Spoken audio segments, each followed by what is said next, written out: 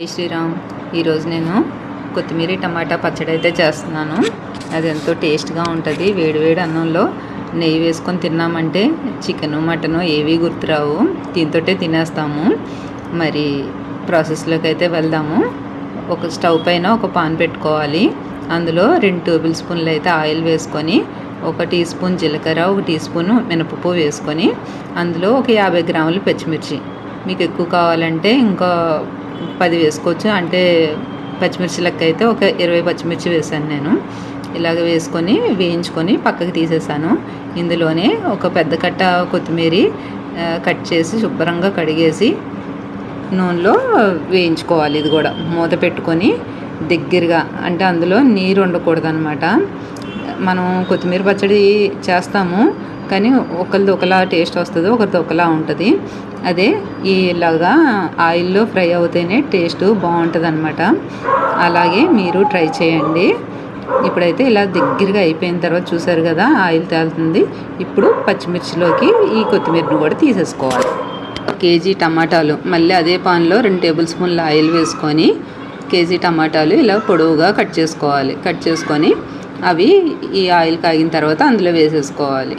వేసుకున్న తర్వాత 1 tea spoon పసుపు, 1 టేబుల్ స్పూను ఉప్పు వేసుకుంటే తొందరగా టమాటా మగ్గుతుంది.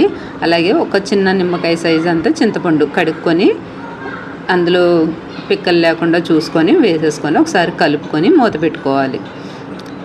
అది మొత్తం ఆ నీరంతా దగ్గరికి అయిపోయే వరకు ఉడికించుకోవాలి.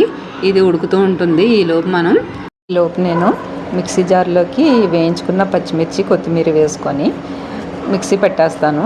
ఎందుకంటే టమాటా మెత్తగానే ఉంటుంది, తొందరగా మిక్స్ అయిపోద్ది. అందుకోసం ఇగో టమాటాలు అయితే ఉడుకుతున్నాయి మనకి. ఇవైతే బాగా దగ్గరగా అయిపోవాలన్నమాట. ఆయిల్లో అసలు నీరు ఉండకూడదు, అలాగైతే టేస్ట్ ఉంటుంది. పచ్చిమిర్చి మీకు తక్కువ అనిపిస్తే ఇంకొద్దిగా వేసుకోవచ్చు. నాకైతే కరెక్ట్గా సరిపోయింది. కారం పచ్చిమిర్చి అయితే ఇంకా కొంచెం ఘాటుగానే ఉంటుంది. ఇది కొంచెం ఘాటు తక్కువ పచ్చిమిర్చి, అంతే కరెక్ట్గా ఉందన్నమాట.